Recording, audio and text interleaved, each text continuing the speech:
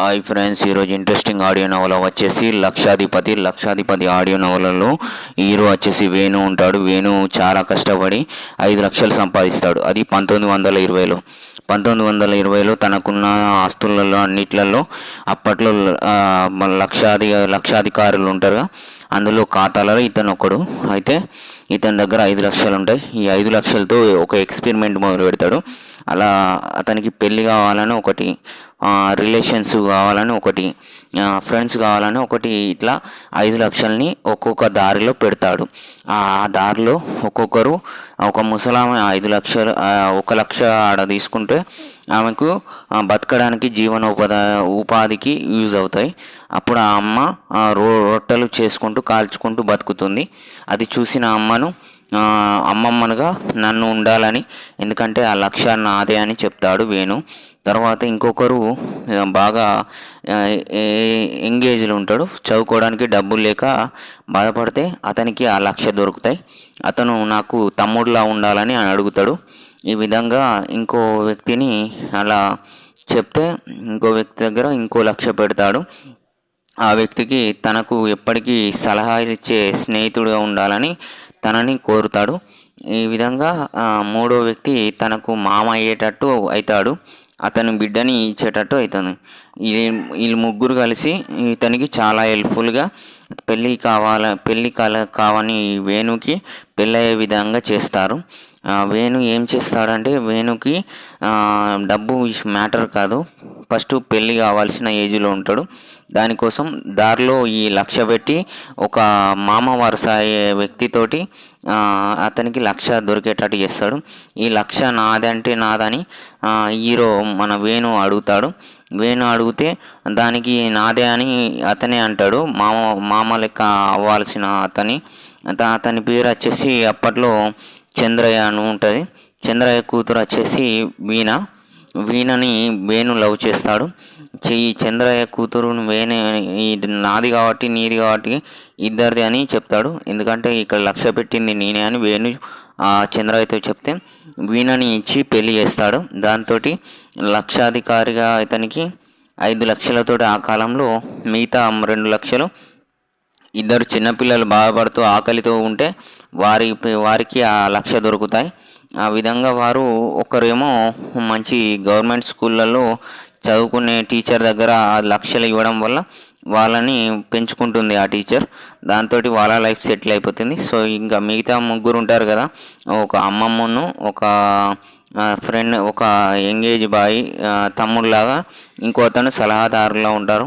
వీళ్ళు సూచికతోటి ఈ వీణని పెళ్లి చేసుకుంటాడు. ఎట్ లాస్ట్గా ఈ స్టోరీలో హీరో ఈ పైసలు సంపాదించడానికి పట్టిన టైము, డ్యూరేషన్ ఆఫ్ గ్యాప్లో ఈ ఐడియా వేణుకి వాళ్ళ తాత కలలో కనిపించి చెప్తాడు. కొంతవరకు మనం సంపాదించింది వదులుకుంటే మనకు కావాల్సినవి దొరుకుతాయని హీరోకి అర్థమవుతుంది. దాంతో తర్వాత హీరోకి రిలేషన్ బౌండ్ అనేది money plus relation of the society అనే ఒక బుక్ రాస్తాడు. దాంతో వచ్చిన డబ్బుతోటి మళ్ళీ ఎకనామికల్గా గ్రోతింగ్ సోర్స్ అనే దానిలో ఆ రోజుల్లోనే కొంతమంది డీలర్స్ తోటి మాట్లాడుకుంటారు, బిజినెస్ మ్యాన్ తోటి.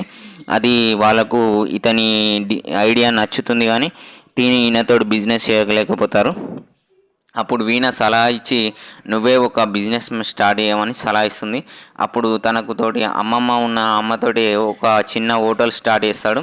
ఆ హోటల్లో ఆ అమ్మమ్మ పేరు వచ్చేసి రాజమ్మ పేరు విన ఆ హోటల్ నడుస్తుంది.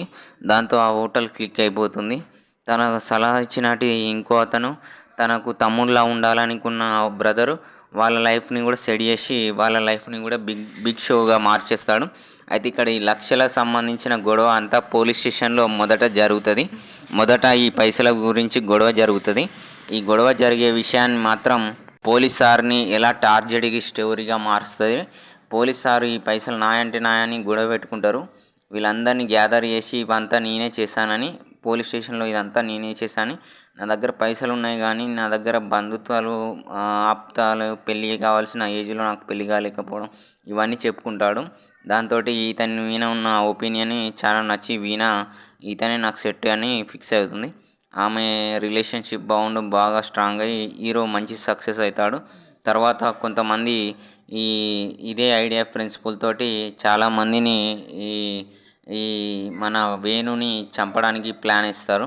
అప్పుడు ఆ డబ్బుని ఎక్కడ దాయాలో తెలియలేక వారి పర్సనల్ ఐడియాస్‌ను ఉన్నటి మైండ్ బ్లాకింగ్ సిస్టమ్ అనే ఒక సోర్స్‌ని ఆ కాలంలో ఒక ఇంద్రజాలికుడి సహాయంతోటి అతనికి తన ఆస్తిని అతని బిజినెస్ సగం వాటా ఇవ్వడం జరుగుతుంది. ఆ ఇంద్రజాలికుడు అతనికి ఆ విద్యను నేర్పడానికి 5 ఇయర్స్ పడుతుంది. అప్పుడు వీణ గూడా కొద్దిగా ఆ విద్య నేర్చుకొని ఇద్దరు కలిసి 2 పార్ట్నర్స్ అనే బుక్ రాసి, ఆ బుక్‌లో ఈ విద్యని పర్ఫెక్ట్‌గా చేయడం వల్ల ఇంద్రజాలికుడు చెప్పినట్టు వేణుని ఈ ఈ వీణ కాపాడడం జరుగుతుంది. It's matter of the story ఏంటిదంటే ఎవ్రీథింగ్ ఫర్ మనీ అని చెప్తాడు. కానీ మనీ అనేది చాలా వరకు ఇంపార్టెంట్ కాదు. ఇది సంపాదించేంత వరకు సంపాదనే. కానీ ఎంతోమందికి ఎన్ని రకాలుగా ఇబ్బందులు గురి చేస్తున్న ఈ మనీకి అసలు ఈక్వేషన్ ఏంటిదని ఎండ్‌లెస్‌గా ఉన్న ఈ ఈక్వేషన్‌ని సాల్వ్ చేయలేక చాలామంది ఎందుకు ఇలా అవుతారంటే వారి యొక్క కర్త, కర్మ, క్రియ శైలిలని మనం కరెక్ట్ చేస్తే ప్రతి ఒక్కడు ఎవరైనా రిచ్ మ్యాన్‌గా ఆలోచించి వారు గూడా ఇతరులని రిచ్ చేయగలుగుతాడు. వాడు హ్యాపీగా ఉంటాడనేదే స్టోరీ. అలా 'లక్షాధిపతి' అనే ఈ ఆడియో నవలలో స్టోరీ మొత్తం టార్గెట్‌కి ఉంటది. డబ్బు మీదనే స్టోరీ రన్ అవుతుంది. ఒక అమ్మాయిని చేసుకోవడానికి, ఒక ఫ్రెండ్‌కి, ఒక బ్రదర్‌కి లాగా ఒకరిని చేసుకోవడానికి, అడాప్ట్ చేసుకోవడానికి సలహాదారుడిగా ఉంచుకున్న ఒక వ్యక్తిని ఇంకా ఇంకా అమ్మలాగా చూసుకునే రాజమ్మని ఇలాంటి అందరినీ సలహా 90-20లో ఈ స్టోరీ రన్ అవుతుంది. ఈ స్టోరీలో హీరోకి ఎంత participate of money and relation అనే దాని మీద గొడవ జరుగుతుంది. దీని మీద డిబేట్స్ ఆ రోజుల్లోనే కొంతమంది అతివాదులు, మితవాదులు నువ్వు ఈ డబ్బు ఎందుకు చేయాలి, వీళ్ళని ఎందుకు ట్రాప్ చేయాలని ఒక వ్యక్తి కోర్టులో కేసు వేయడం జరుగుతుంది. దాంట్లో ఈ ప్రపంచంలో మనీ అనే ఈక్వేషన్ని రిలేషన్ బ్రేక్ చేస్తుంది. రిలేషన్ అనే ఈక్వేషన్ని మనీ బ్రేక్ చేస్తుంది. ఎండ్లెస్‌గా జరుగుతున్న ఈ ఈక్వేషన్‌కి నేను ఒక బిజినెస్ కూడా స్టార్ట్ చేశాను. దాని సహాయంతో ఇంద్రజాలికుడి సహాయంతో 2 పార్ట్నర్స్ అనే ఒక బుక్ ద్వారా నా బాధనంతా తెలిపా. అది కూడా మీ నమ్మక నన్ను అటాక్ చేసి చంపాలని చూస్తున్న అదర్ బిజినెస్ మ్యాన్స్ కూడా నేను బెనిఫిట్స్ ఆఫ్ సోర్స్‌ను ఇచ్చి వాళ్ళని కంట్రోల్ చేశాను. కానీ లా ఆఫ్ ఎండ్లెస్‌గా నేనే ఒక బ్యాడ్ అయ్యా, గుడ్ అయ్యా. సో ఇక్కడ గుడ్, బ్యాడ్ అనేది ఇంపార్టెంట్ కాదు.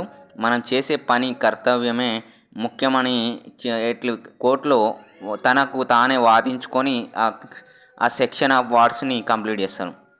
సో అందరికీ సారీ కూడా చెప్తాడు. ఎందుకంటే మిమ్మల్ని డబ్బు అనే ఒక ఉసిగొలిపి మిమ్మల్ని మీకున్న వాల్యూస్‌ని నేను దిగజార్చేటట్టు చేస్తుంటే నన్ను క్షమించమంటారు. సో వాళ్ళు కూడా మాకు కూడా అవసరం ఉండే మేము ఇవన్నీ చేసాం. సో షేమ్‌లెస్‌గా మేము కూడా ఫీల్ అవుతున్నాం అని వాళ్ళు కూడా అంటారు. సో ఇట్లా స్టోరీ అనేది మంచిగా లక్షాధిపతి అయినప్పటికీ కూడా నీ మనసు గొప్పదని, మనసుంటే మార్గం ఉంటుందని ఒక విద్యని మాకు నేర్పావని ఆ 5గురు కలిసి అతనికి మొక్కడం జరుగుతుంది. ఎట్ లాస్ట్ ఆ పిల్లలు కూడా పెద్దయ్యాక తన దగ్గర అసిస్టెంట్‌గా పనిచేద్దామని డిసైడ్ అవుతారు.